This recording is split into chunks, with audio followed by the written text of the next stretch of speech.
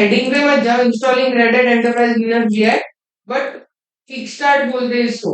हम लोगों ने सर्वर में क्या देखा था, WDS करके प्रैक्टिकल देखा। हाँ। WDS का ही यहाँ पे हम लोग क्या करने वाले, ऑटोमेट इंस्टॉलेशन करने वाले। मतलब हमें बस एक बार मशीन को इंस्टॉल करना है, और हमने जो एक बार मशीन इंस्टॉल किया है वही उसका क्लोन बना के बाकी सारे जगह पे इंस्टॉलेशन करना है, तो हम लोग किकस्टार्ट का यूज करेंगे। कंपनीज में ये यूज होता है बहुत ज्यादा अमाउंट में।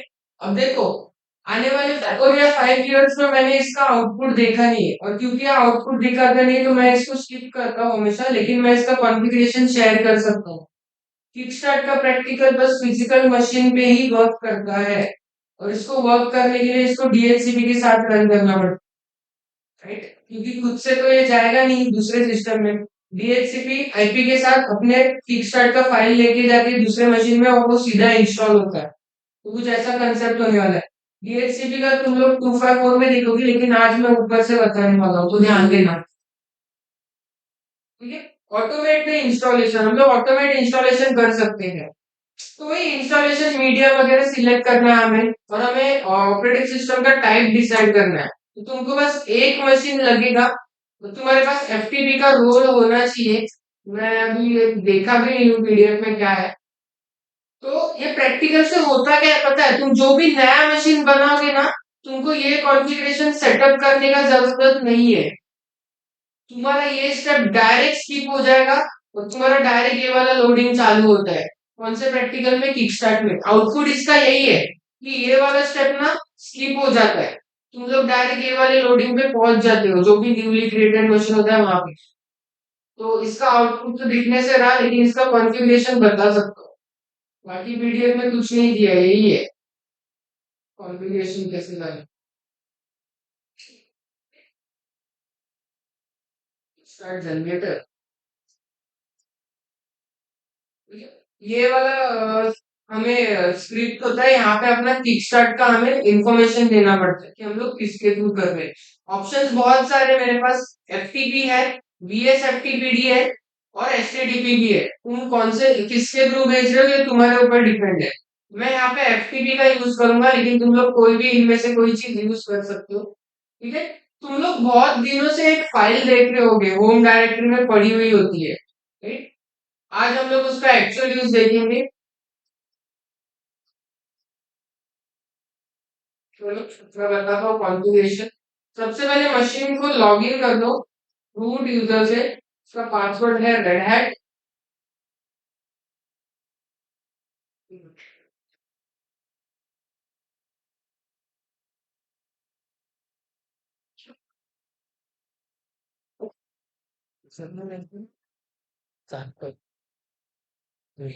Now you will open the terminal. Terminal open करते हैं।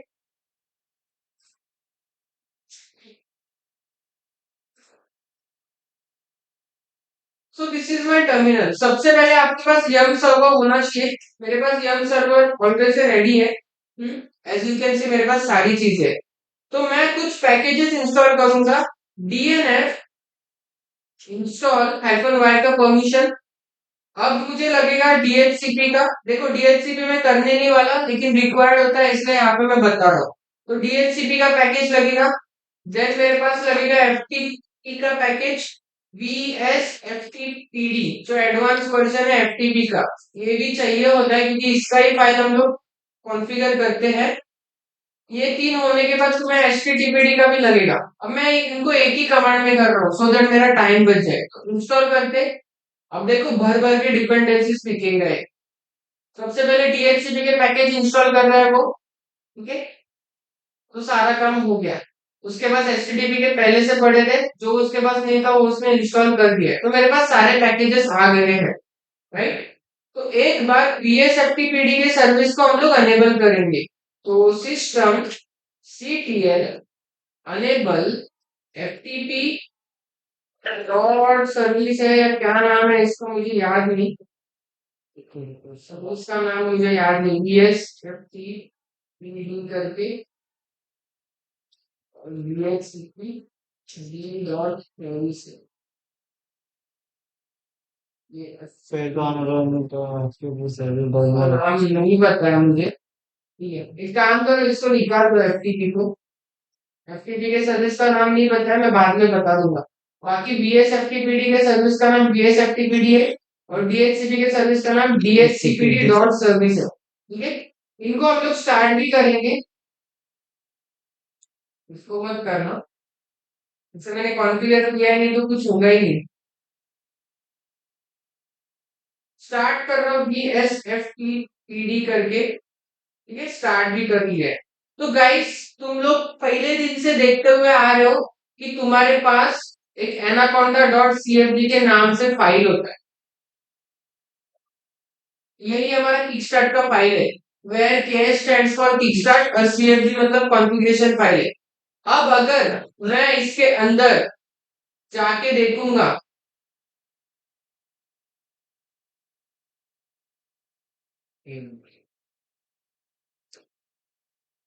तो ये सब क्या है? देखो, नेटवर्क की information, boot loader, UFT, graphical packages का इंफॉर्मेशन, रिपोजिटरीज का आईडी, फॉल्स बूट, सिस्टम का टाइम जोन, रूट का पासवर्ड, सारा मतलब मेरा मशीन के अंदर क्या क्या बना हुआ है, ये मशीन के अंदर क्या क्या इंस्टॉल करते वक्त, ये सारी चीजें मेरी ये फाइल के अंदर है, एनाकोंडा वाले फाइल के अंदर। अब यही फाइल का मैं डेटा, इस डेटा से मैं इसके जैसा डुप्लीकेट मशीन बना सकता हूँ। राइट, इसी को किकस्टार्ट कहते हैं। दैट्स व्हाई ये फाइल का इंपॉर्टेंस है। तो ये फाइल मैं बताना चाहता था कि हमारे मशीन में क्या क्या चीजें ये सारी किकस्टार्ट वाले फाइल में होती है, जिसका नाम है एनाकोंडा। तो हम लोग क्या करते हैं, ओरिजिनल फाइल को छेड़छाड़ ना करके तो हम लोग क्या करेंगे, cp-r मैं कॉपी करता हूँ एनाकोंडा, कॉपी पेस्ट कर रहा हूँ, कॉपी पेस्ट ओरिजिनल भी रहेगा और मैं जो डुप्लीकेट बना रहा हूँ वो भी रहेगा।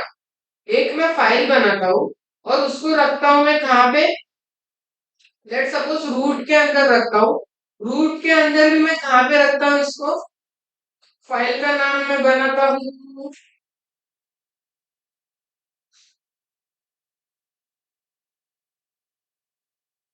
केएस करके बनाता हूँ।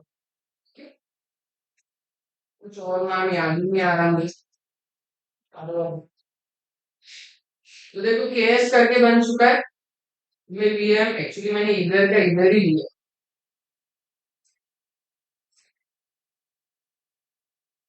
ध्यान नहीं है तुम लोगों ने तो किसी का।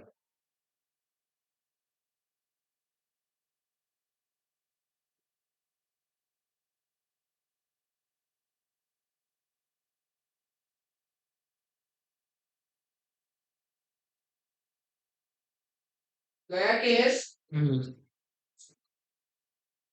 इधर आ गया। कैट केएस मारूंगा तो वही डेटा मुझे यहाँ आता है। अब ये केएस का फाइल में यूज करूंगा वो क्लोन बनाने के लिए। सो मैं परमिशन दे देता हूँ इस फाइल को। ठीक है, एलएस मारूंगा, मेरे पास परमिशन क्या है देखो। तो एटलीस्ट मैं ना अदर यूजर को और ग्रुप मेंबर को रीड राइट का परमिशन देता हूँ। तो chmod 644, ठीक है, रूट को पूरा परमिशन दूंगा, लेकिन अभी ओनर को और अदर मेंबर को भी दे रहा हूँ रीड का परमिशन। तो मैं किसके लिए कर रहा हूँ, केएस के लिए कर रहा हूँ। एलएन मारूंगा, इनको रीड का मिल गया। राइट, तो अभी मेरे पास थोड़ा अच्छा परमिशन है पहले से ज्यादा। ये काम होने के बाद मैंने VSFTPD के सर्विस को ऑन किया था, तो उसके फाइल में जाके हम लोग कुछ काम करते हैं। vim/etc VSFTPD डॉट कॉन्फ करके इसका कॉन्फ़िगरेशन फाइल है। ये वाले फाइल के अंदर तुम्हें डेटा दिखेगा। अगर कोई भी कॉन्फ़िगरेशन फाइल खाली दिखाई दे तो समझ जाना तुमने उसका सर्विस इंस्टॉल नहीं किया, या फिर वो स्टार्ट नहीं होगा, अवेलेबल नहीं होगा। यहाँ पे तुम्हें दो तीन चेंजेस करने हैं। ठीक है, IPv6 के एक्टिवेशन को बंद करना है। सबसे पहले ये वाला लाइन है, लाइन नंबर अगर तुम लोग देखना चाहो तो वो भी दिखा सकता हो। SCNU कमांड मारो, मैं 123rd लाइन पे हूँ और RHA लेट में कर रहा हूँ। इधर 123 है, 9 में कुछ और लाइन हो सकता है। इधर मैं इंसर्ट मोड में जाके क्या करता हूँ, हैश देता हूँ, बंद करता हूँ इसको कि IPv6 पे लिसन नहीं होना चाहिए। मेरे नेटवर्क में IPv6 है ही नहीं, तो why should I use that, right. और अब यहाँ पे एक्सेस का परमिशन मैं यहाँ पे यस कर दो। ठीक है, जो VSFTPD का परमिशन होता है पॉलिसी का, उसको मैं यस दूंगा। ये दो चेंजेस करने हैं यहाँ पे। इतना होने के बाद इधर सर वो IPv6 डायरेक्टिव के नीचे लिखना पड़ेगा। हाँ, इधर इसके नीचे यस करना है, नो को यस करना है।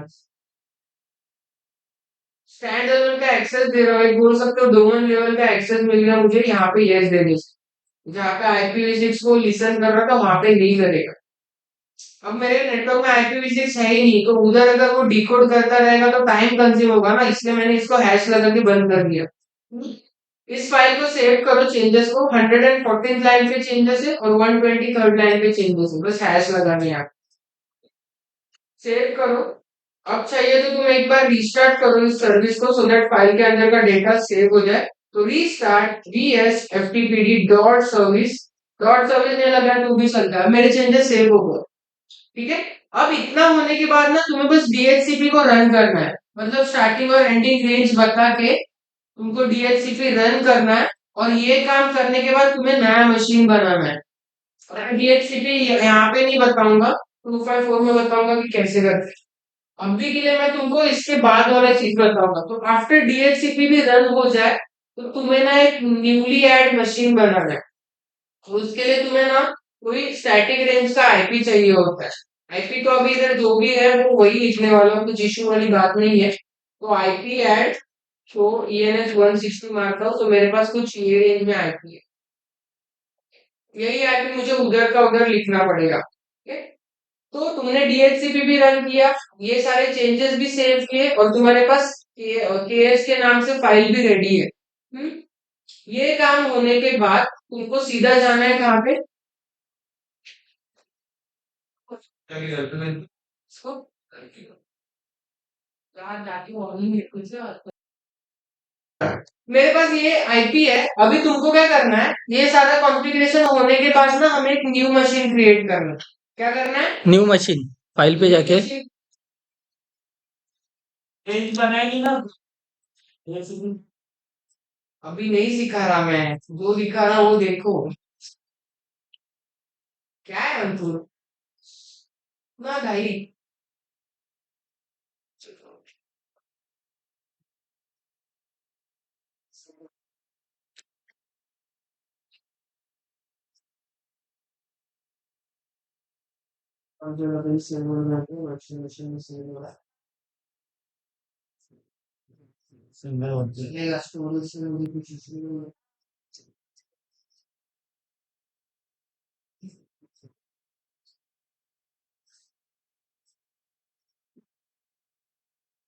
जस्ट मैं एक मशीन बना रहा हूँ और बस आया से देना मत ढूंढना, नहीं तो तुम खत्म हो जाओगे। ठीक है। तो आफ्टर DHCP तुम्हारा जो न्यू मशीन बनेगा, तुमको सिंपली उसको पावर ऑन करना। पावर ऑन करते ही जैसे तुम लोग ये वाले मेन्यू पे आते हो, टैब दबाओगे तो ये वाले विंडो पे आ जाओगे। टैब दबाते ही ना तुमको यहाँ पे लिखना होता है कोई इंफॉर्मेशन। तो KS is equal to FTP। यहाँ पे देखो मैं FTP यूज कर रहा हूँ, तुम लोग कुछ भी यूज कर सकते हो, ये भी यूज कर सकता हूँ मैं। अगर HTTP यूज करना है तो मुझे इसको अनेबल और स्टार्ट करना पड़ेगा पहले वाले मशीन में। तो अभी FTP मेरे पास पड़ा हुआ है तो वो यूज करता हूँ। देन यहाँ पे मुझे क्या देना है, मेरा आईपी देना है, और मेरा आईपी शायद से ये है 172.25.25 है। जो भी तुम्हारा आईपी हो यहाँ पे सिंपली दे दो। ठीक है। ये देने के बाद तुम्हारा वो फाइल कहाँ पे पड़ा है उसका इंफॉर्मेशन। तो मेरा फाइल पड़ा है मार्वल के अंदर और उसका नाम है KS.CFG।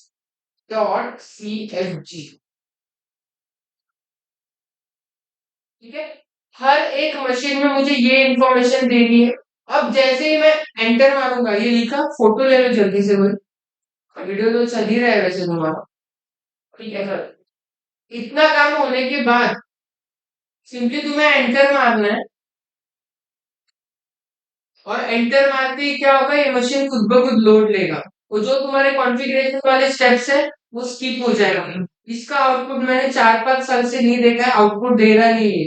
तुमको इसका आउटपुट देखना है तो फिजिकल मशीन बेस मशीन में तुमको रेडेड इंस्टॉल करके इसका आउटपुट देख सकते हो। नहीं दिखा, सब सब ट्राई करके हो गया मेरा। रिसर्च करके इतना रिसर्च किया ना, छोड़ दिया एक साल को, लेकिन नहीं होता। फिजिकल में होता है क्या फिर? क्या फिजिकल में ही होगा, तो कंपनी में फिजिकल का सेटअप होता है। तो इसके बाद ये सारी चीजें आती है। देन तुम्हारा बता दिया मैंने कि क्या आता है करके। तुम्हारे जो ये स्टेप्स है ये सारे स्किप हो जाएंगे।